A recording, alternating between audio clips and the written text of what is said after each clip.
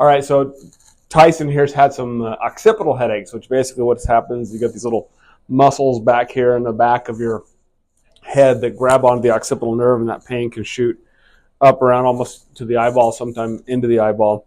So we've been dealing that with low-level laser across that suboccipital triangle, and then just getting C1 and C2 here to cooperate with us.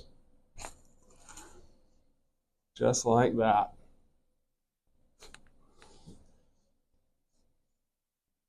There it is. Perfect. It's getting easier and easier with you. Nice. Okay. Let me show you these exercises.